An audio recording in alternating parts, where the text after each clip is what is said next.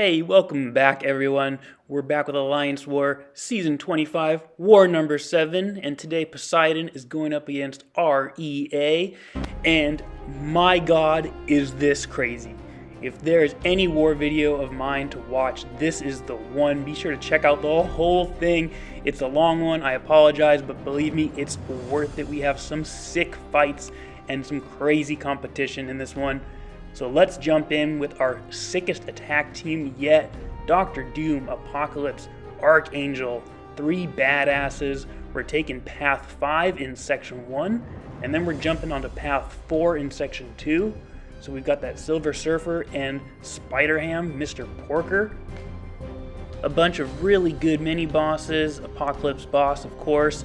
And this war defense is nuts because I counted it out, and in our battle group, out of the 50, I think 45 were 6 stars. They hardly have any 5-star defenders, so this is insanely high quality defense. We knew it was going to be tough. We're going to start off on Path 5 where we have a 6-star rank 2 Mordo. He's on the ebb and flow knockdown node. We're super boosted. I did not want to be the one to die. I had a deathless war in the last one. I wanted to keep that streak alive. So the strategy in this fight is basically just to not parry him. We're going to block all his hits. We're going to get him staggered. And fortunately, we can passively stun Mordo without him reflecting it back onto us. So the passive stun does not count as an evade. We knocked him down. We got that Fury. What we're going to do is we're going to knock him down one more time. And then we're going to go into our Doom cycle. So we're going to get the heavy slap off right here. We get the Fury, we get to our special 3. He's at 2 bars of power or more, and that is exactly what you want to set up for this Doom cycle absolutely perfectly. We're going to throw this special 3. We're going to go in with our usual combo afterwards, medium, medium, light, light, light, medium, medium, right into a special 1, steal that power, get to 2 bars of power, throw that special 2. That Fury is still up, and knock this dude down. That's a 1-minute fight, less than 60 seconds, full attack bonus achieved. Absolutely loved it. 38 hits, totally textbook. So a pretty much perfect start, and that's going to bring us to this Nick Fury. He's another 6-star rank 3 Fury. We're still super boosted up for this fight.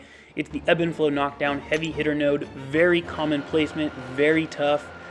His sig level is 80, so he's not going to be decaying super fast in his second life. But we've got Archangel, and we've got the strategy, mostly in part to be Manny. He's a member of 4 Loki, and he has an awesome video about how to defeat Nick Fury in war on this node. I took a look. He used Archangel. We're going to use Archangel, and this strategy is nuts. It's so effective and pretty much foolproof, and the strategy is to get to 3 bars of power first off. That's all we care about. That's why we're doing combos. We're not doing heavies. So right here, we're going to heavy. We're going to knock him down. We're going to let this neurotoxin take him down, and watch this. Boom. We throw the special 3. Now, at first, I thought I threw it early. I thought maybe he didn't quite go into his second life because he's still at 1%. No, we timed it so perfectly. He went into his second life. He didn't even regen past 1% because the timing was perfect. And the neurotoxin that gets applied from the special 3 prevents further healing, and it kills him. What? Full attack bonus, 44 hits. We didn't have to deal with his second life at all. Dude, unbelievable. I can't believe we weren't aware of this strategy before. Makes the fight so cheesy. I absolutely loved it. So let's move on. We moved past him super quick. We've got this Mole Man on the heavy hitter node, power alternator. He's another 6-star, of course. He's rank 3. We've still got our super boosts on. But this is the reason why we brought Apocalypse into war, strictly for this fight. Obviously, Apocalypse is the perfect counter because Mole Man cannot purify any of our debuffs. He is on the node that increases defensive ability accuracy, though, by 100%. So at first, I actually wasn't sure if that would apply and cancel out Apocalypse's ability accuracy purify nullification. But so far in the fight, he hasn't shrugged any debuffs, he hasn't shrugged the stun, the poison is sticking to him, the bleed from the heavy is sticking to him. So he's not purifying anything. So that increased defensive ability accuracy does not make a difference against Apocalypse. He still shuts it down. I was pretty sure it would. It didn't occur to me that it might happen until I started the fight. Fortunately, I didn't have to worry about it. The only unfortunate thing with this fight that isn't quite ideal for Apocalypse is that I have to keep throwing the special ones to prevent Power Alternator from consistently giving him more power and taking mine. So we can never throw that big special 2, we can never apply the degen debuff, but that's okay, that's fine. He's gaining monster masses slowly, and right there you actually see he did purify a debuff. So I wasn't really sure what was happening because he definitely purified it. The purified symbol came up, the debuff disappeared, but he's still not shrugging stuns, and that's the most important thing. So this fight is off to a really good start. We're, a minute and a half into it now, and he's down into his 25 percentile range. He purified another debuff right there, though, so it got me a little worried again. Not gonna lie, I noticed it, but stayed confident, just trying to bait a special 2. He gets really passive right here, which is really annoying. It can get very scary when they don't throw specials. Typically, I'll just go and hit him a few times, and it'll kind of change their AI mentality. So finally, he throws it, and he's got a lot of physical resistance now because each monster mass charge gives him physical resistance. And right here, the monster masses purify debuffs again. So it definitely keeps happening, and it's annoying. But the end of this fight drags on. It takes quite a bit to kill him in the last 20, 25 hits, just because he had so much physical resistance. But ultimately, we get him down. We weren't worried about that fight. It's the full attack bonus. Took over 100 hits. Okay, that's fine, whatever. Not too bad. Now at this point, I'm going to show the progress of the war. So we're almost equal on attacker kills, and we're almost equal on defender kills. Both alliances are moving at the same pace. We're taking down their opponents at the same rate they're taking down ours. We are dying about as much as they are. So this war is extremely close, kind of at this middle point where everyone's moving into Section 2. So we were all very aware of that. We could tell it was going to be a very tight war. So keep that in mind. It's very important that we do not die. So now we're into Section 2. And Path 4, I haven't taken it all season, but I'm very familiar with it. Steady build-up, unblockable, spry node. We've got a Silver Surfer here. Again, he's a 6-star, rank 3, very beefy dude. Good placement for him. Not when you're using Dr. Doom, though.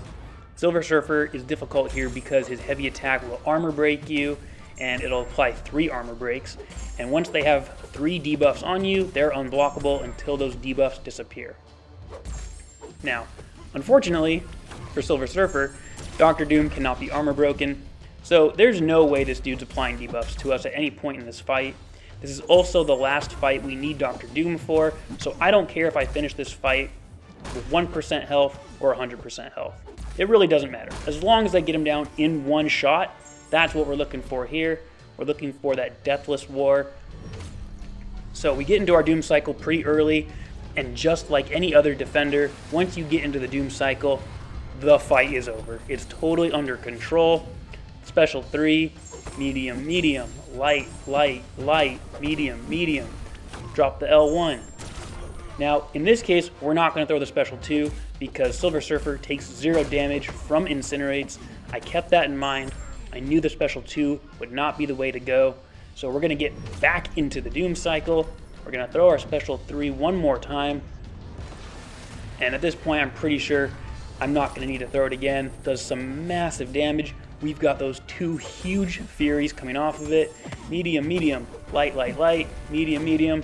Special 1. Done. It's a minute 30-second fight to take that dude down. Again, totally textbook fight. Full attack bonus, that's what we're looking for. Took 64 hits. We're all good. We're going to just continue right along. I was never worried about that fight either. Alright, so Mr. Porker, SpiderHam himself. This is a 5-star. This is our only 5-star that we fight this war. He's at rank 5, of course. Same node, steady build-up, unblockable. Again, good placement for him. This dude can place debuffs on you without really doing anything. You don't really have to do anything wrong. If you throw specials, that's where you really get into trouble because then he'll start applying Porker Poppers and other things. So basically, Archangel is the perfect counter because we never have to throw a special. We never have to hit him except for a heavy attack, so we don't have to worry about him evading us. We don't have to worry about him applying more than 3 debuffs. We are going to get at least 1 debuff on us at one point in this fight, but right here, so far so good. We get a neurotoxin, we get a couple more right here, we're stacking them up. We've got that 1 debuff on us, but that's okay as long as it's only 1, it's not going to do anything. He throws a special 1 really easily. That was absolutely perfect. We are now at a full yellow bar of health, and we're done. We're done here. See you later, Mr. Porker. So that's it. Path 4 done. No deaths.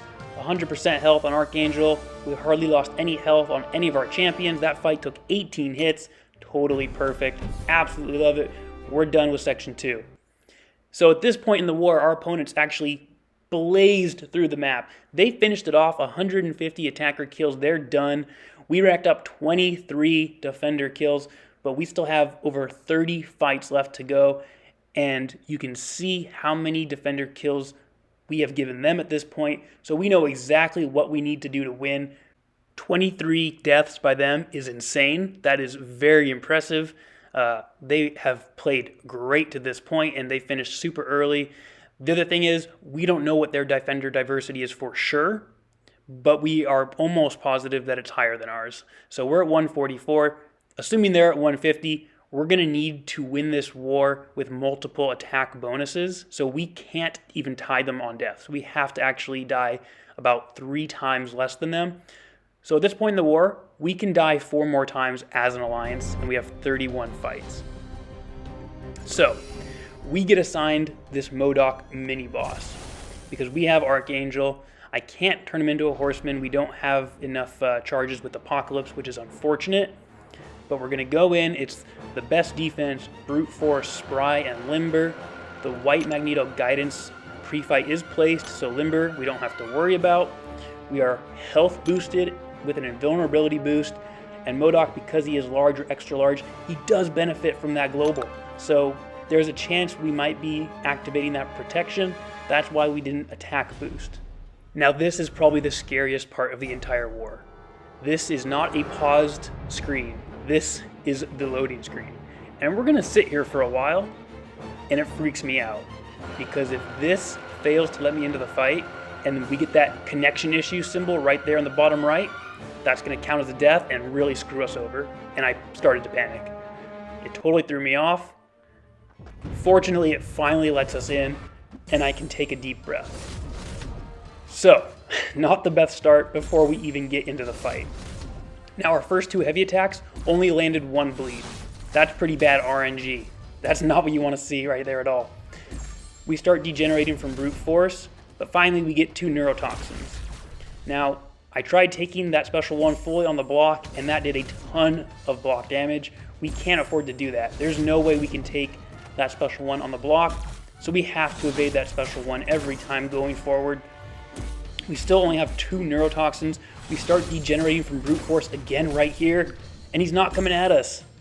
So we lost a ton of health from brute force right there as well. Fortunately, we are able to dex the special 1, but our health is down to 33%. He's still at 70, and he only has 2 neurotoxins, no bleeds, no poisons. This RNG is killing us right now, and I am totally freaked out. We are so far behind in this fight. I had to block that special 1. We're going to throw our special 3 here because it's going to give another neurotoxin, and we desperately need more neurotoxins at this point because we are in trouble. There's no way around it. This is a terrible start to this fight. I throw an errant heavy right there, and fortunately he didn't punish, but we're degenning again, and I don't get a parry. He heavy attacks. We get very lucky with a heavy counter, but we're down to 4%. We're down to 4% health, and he's still at 45%. Pretty much any blocked hit without a perfect parry is going to kill us at this point. Even if that degeneration comes on us for like a second, we're going to die from it. But we've stacked 6 neurotoxins finally. We've evaded the special 1 perfectly. We're down to 2% health. He has 7 neurotoxins. We can't take another blocked hit.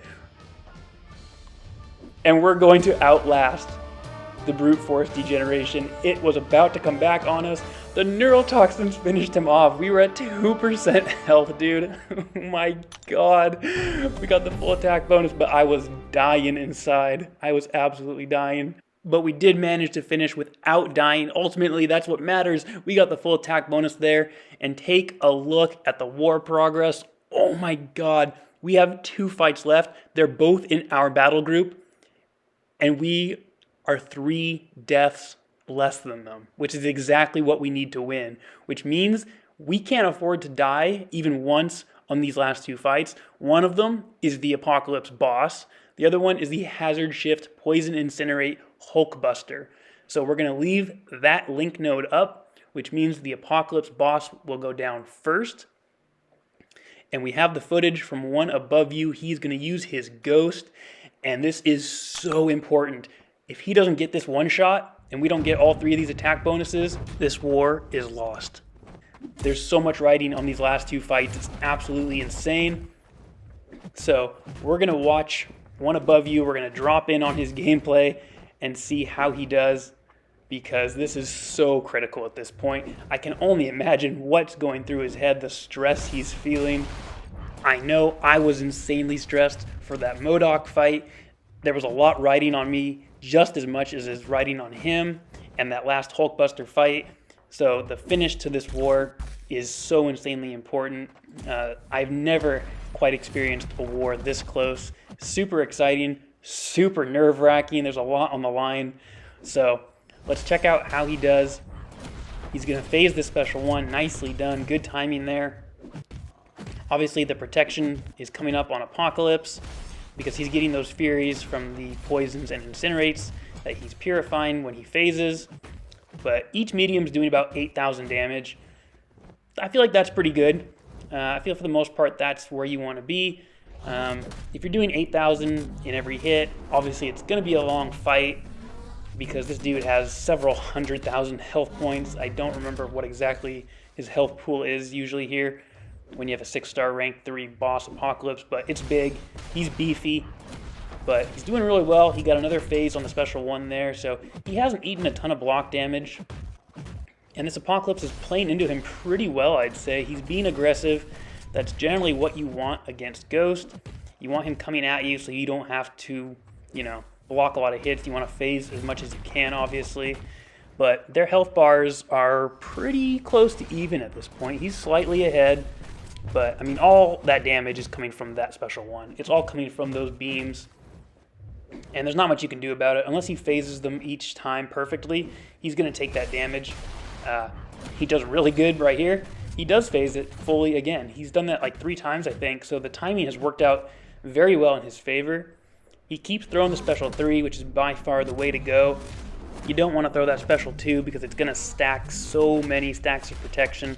And at the end of the special 2, you're doing 0 damage anyway because he has all those protect stacks on him.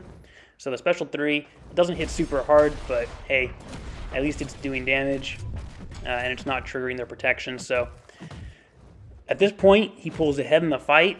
He's ahead in the health bar. The timer is down to 2 minutes and 20 seconds, so I feel like he's making pretty good pace. Apocalypse is under 50% health. He's more than 50% done with the fight. He got a lot of furies on him. He was doing some nice crits there. And I think he's going to phase the special one again, and he does. Nicely done. Like I said, he timed those special ones very well. He keeps throwing those special 3s as soon as he gets them. I think that's really important because you don't want to hold on to that power. I guess in case you get backed into a wall, you may want to have it, but now he's at like 100 hits, and he's so far ahead in this fight.